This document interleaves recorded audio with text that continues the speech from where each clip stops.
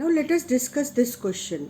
This is question from 2008 and it is repeated in 2016. कुछ basic बातें जैसे मैं पिछले कुछ क्लासेस में कॉन्सेप्ट्स जो बेसिक कॉन्सेप्ट्स हैं सर्किट के वो हम एक्सप्लेन कर रहे हैं और समझ रहे हैं.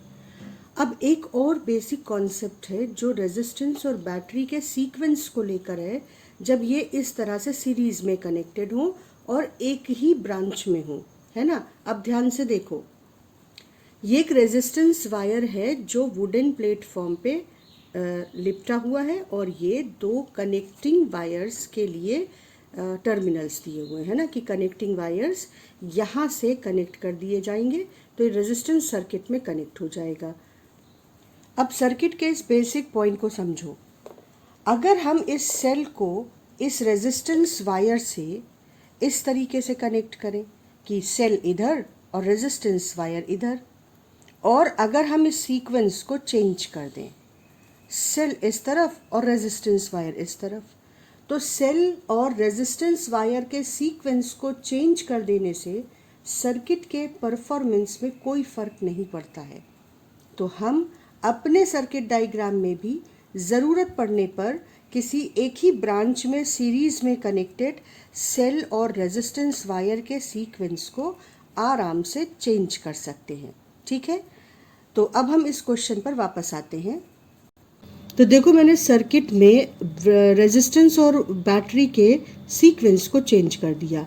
अब हम इस पॉइंट को अर्थ कर देंगे, यानी 0 वोल्ट असाइन कर देंगे.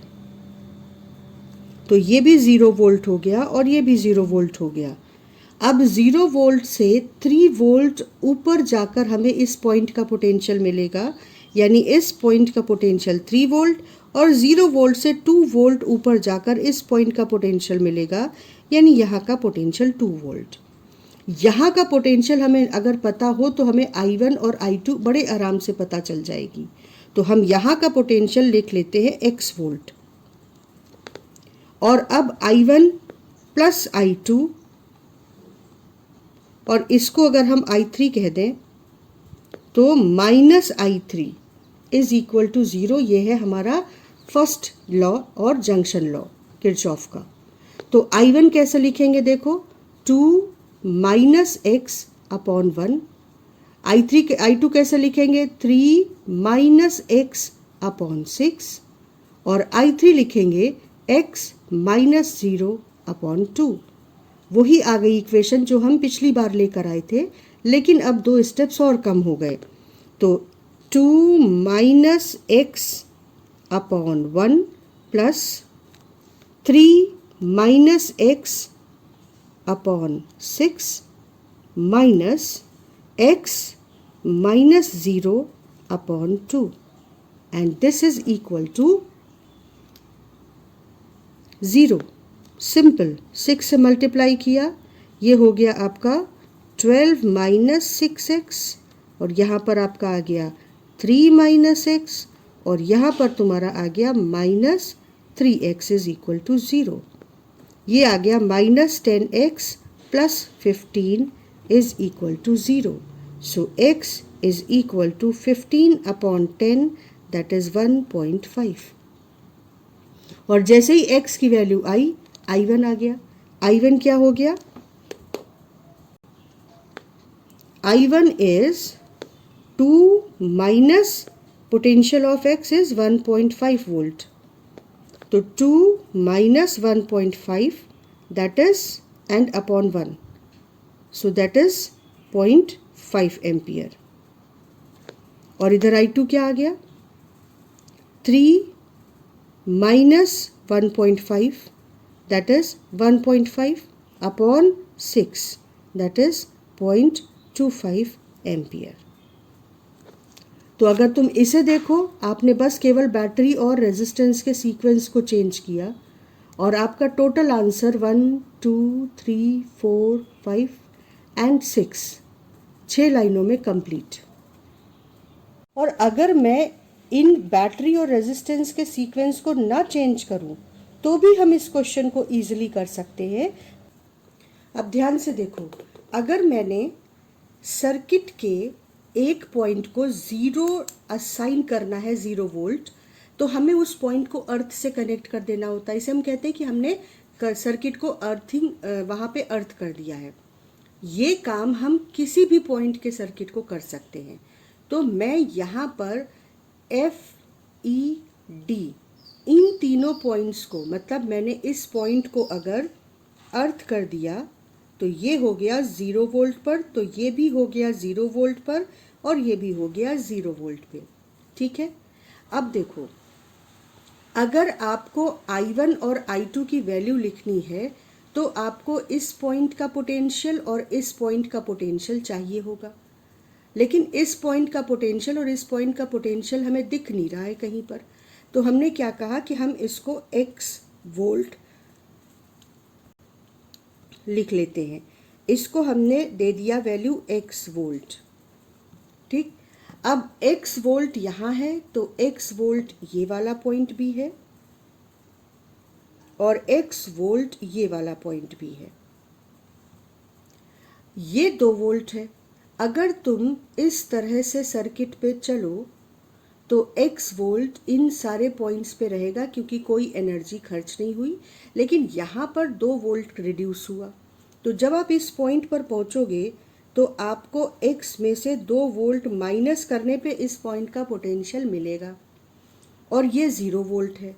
तो अब I1 इस रास्ते से जा रही है, तो I1 की वैल्यू को हम लिख सकते हैं I1 इज इक्वल टू, इस रास्ते से जा रही है तो 0 minus this value upon 1, 0 minus potential of this point upon resistance 1, V upon R।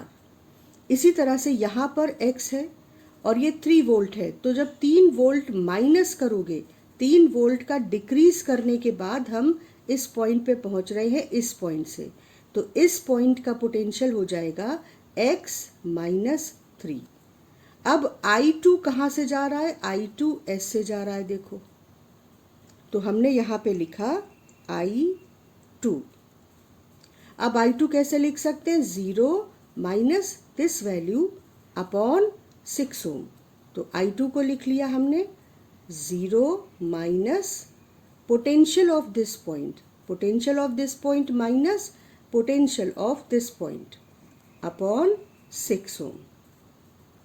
I1 और I2 दोनों मिलकर इससे पास हो रहे हैं, तो यहाँ पर हमने लिख दिया I1 प्लस I2।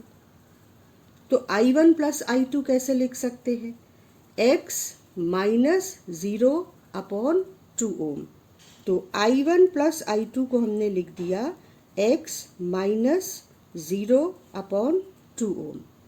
अब इस जंक्शन पर जंक्शन लॉ लगाओ, I1 प्लस I2 और माइनस ये current should be 0. Sum of all the currents, algebraic sum of all the currents at any junction should be 0. तो जो करंट जंक्शन की ओर जा रही है वो प्लस और जो जंक्शन को छोड़ रही है वो माइनस। तो हमने इसको जंक्शन लॉ लगाकर यानी किरचॉफ्स फर्स्ट लॉ लगाकर लिखा I1 that is 0 minus x minus 2, तो ये हो जाएगा 2 minus x, 2 minus x upon 1, ये I1 हो गया। I2 3 माइनस एक्स अपॉन 6, तो प्लस I2 यानी 3 माइनस एक्स अपॉन 6, और उसके बाद ये करंट जंक्शन छोड़ रही है तो ये माइनस साइन के साथ लिखेंगे x माइनस 0 अपॉन 2, और ये तीनों करंट्स का अलजेब्राइक सम होना चाहिए 0 के। अब इसे सॉल्व कर लो x के लिए। ये जो 12 है या नहीं 12 की ज़रूरत नहीं है, 6 से पूरे इक्वेशन को मल्टीप्लाई कर दो, तो यहाँ पर आपको मिल गया 12 minus 6x plus 3 minus x, और फिर यहाँ जब 6 से मल्टीप्लाई करोगे तो ये मिल जाएगा तुम्हें minus 3x is equal to 0। तो इसको सॉल्व करने पर हमको मिलेगा 6x minus 3x minus x that is ये ऐड होकर हो जाएगा 10x माइनस 10x, और 12 plus 3 that is 15 is equal to 0. So 10x is equal to 15. So x is equal to 1.5 volts. अब सिर्फ आपने x यानी कि इस टर्मिनल का, इस जंक्शन का वोल्टेज ही नहीं निकाल लिया है, ये वोल्टेज आपका आ गया 1.5 वोल्ट। आपने हर पॉइंट का वोल्टेज निकाल लिया जैसे ही आपको x मिल गया।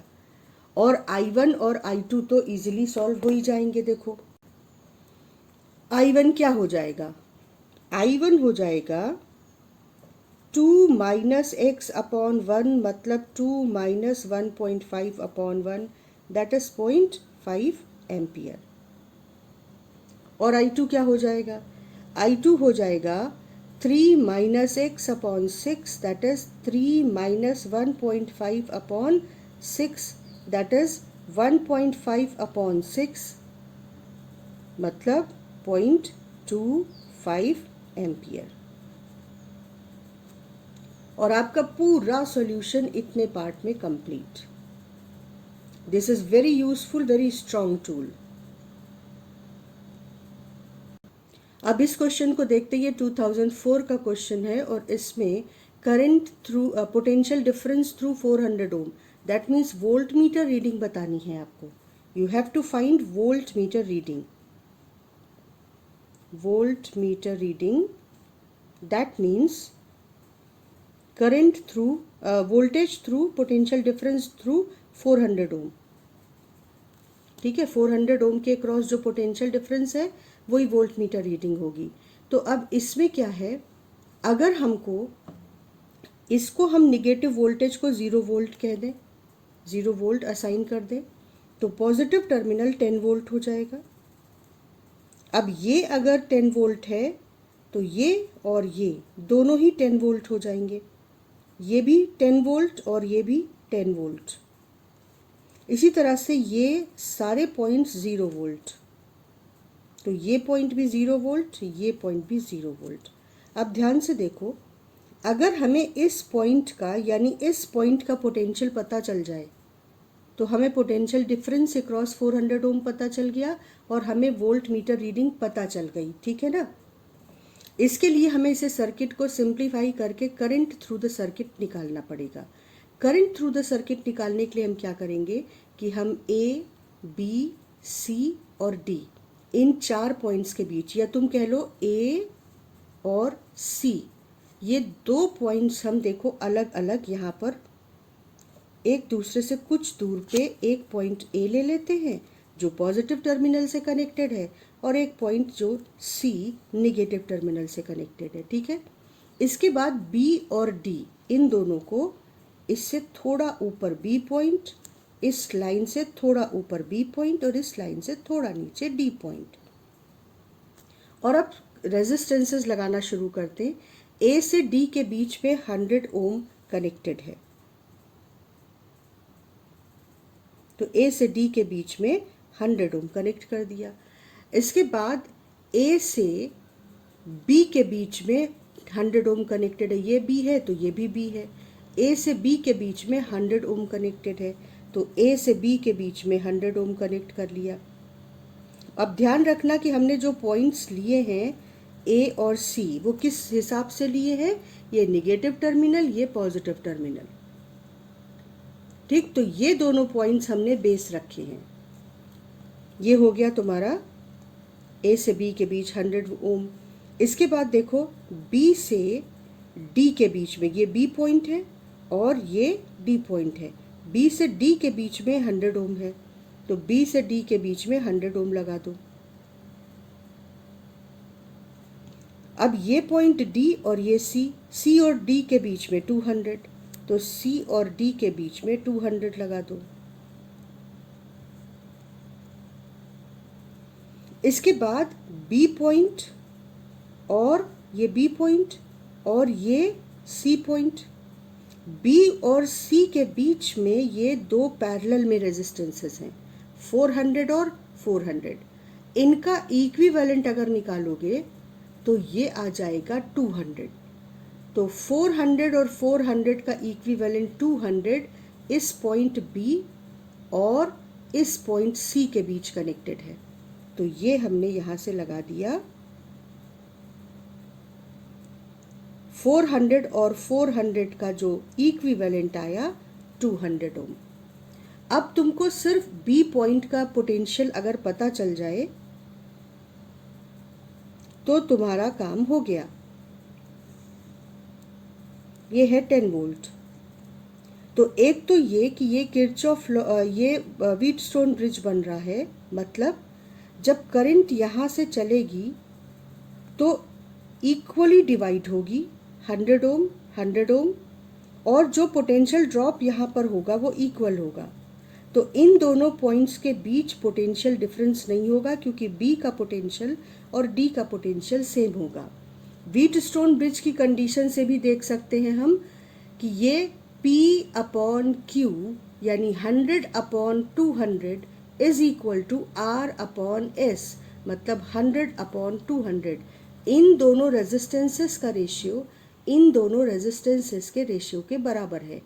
तो इस पॉइंट और इस पॉइंट का पोटेंशियल सेम होगा, और अगर ऐसा होगा तो ये 100 ओम किसी काम का नहीं है, इससे कोई करंट पास नहीं होगी। तो ये और सिंप्लीफाई होकर इस फॉर्म में आ जाएगा। तो चाहे आप सर्किट की सिमेट्री से देखो और चाहे व्हीटस्टोन ब्रिज की कंडीशन अप्लाई कर लो, ये 100 ओम इसके दोनों टर्मिनल्स पे पोटेंशियल सेम है, तो हम इसको ईजिली रिमूव कर सकते हैं इक्विवेलेंट रेजिस्टेंस कैलकुलेट करते समय। तो जो इसका सिंप्लीफाइड वर्जन है वो ये हो जाएगा, और अब हम इसकी हेल्प से करंट कैलकुलेट कर लेते हैं। तो ये दोनों सीरीज़ में मतलब 300, ये दोनों सीरीज़ में मतलब 300, और 300 और 300 दोनों पैरेलल में। तो 300 और 300 पैरेलल में इनका इक्विवेलेंट हो जाएगा 300/2। तो ये सर्किट एक्चुअली और रिड्यूस हो जाएगा और इसका इजी और सिंप्लीफाइड संस्करण हो जाएगा। एक इक्विवेलेंट रेजिस्टेंस 150 ओम का लगा हुआ है 10 वोल्ट की बैटरी के अक्रॉस। तो करंट कितनी हो गई? करंट हो गई potential upon resistance 150, that is 1/15 ampere. ठीक है, और अब 1/15 एम्पियर तुम ध्यान से देखो, 1/15 एम्पियर इक्वली डिवाइड होगी यहाँ पर, है ना, क्योंकि सिमेट्रिकल सिचुएशन है। ये देखो सिमेट्रिकल सिचुएशन है। तो 1/15 इक्वली डिवाइड होगी, तो 1/15 डिवाइडेड बाई 2, दैट मीन्स 1/30 इससे जाएगी और 1/30 इससे जाएगी। तो 1/30 जब इससे जाएगी तो इसके अक्रॉस कितना पोटेंशियल ड्रॉप करेगी? हम यहाँ पर इसको मेंशन कर दें कि 1/15 का हाफ इधर से जाएगा और 1/15 का हाफ इधर से जाएगा, क्योंकि ये सिमेट्रिकल सिचुएशन है। तो 1/30 जब इससे जाएगा तो इसके अक्रॉस जो पोटेंशियल ड्रॉप होगा वो होगा I इंटू R, मतलब यहाँ पर जो पोटेंशियल ड्रॉप हो रहा है that is current, that is 1/30 into resistance that is 100 ओम। इतना पोटेंशियल ड्रॉप जब यहाँ होगा तो यहाँ का वोल्टेज मिलेगा। अब यहाँ का वोल्टेज कैसे मिलेगा? ये 10 वोल्ट है तो ये भी 10 वोल्ट है। 10 वोल्ट में से इतनी वैल्यू माइनस कर दो। ये 13 नहीं बेटा 30 है, तो 1/30 इंटू 100 ये इसके अक्रॉस पोटेंशियल ड्रॉप होगा। तो इस पॉइंट का पोटेंशियल हमको मिलेगा 10 माइनस दिस ड्रॉप। तो 10 माइनस 100/30 करेंगे तो हमें मिलेगा 20/3। तो B का पोटेंशियल हो गया 20/3। और अब देखो कि B पॉइंट है कौन सा? पोटेंशियल ऑफ B हमको मिल गया 20/3। और अब ये B पॉइंट है कौन सा, ये ध्यान से देखो, ये है B पॉइंट। इसका पोटेंशियल हमको मिल गया 20/3, जबकि ये पॉइंट 0 वोल्ट पर है। तो 400 ओम के अक्रॉस जो पोटेंशियल डिफरेंस होगा that will be 20 by 3. So that will be the voltmeter reading and the same will be the answer. So our answer is voltmeter reading is 20 by 3.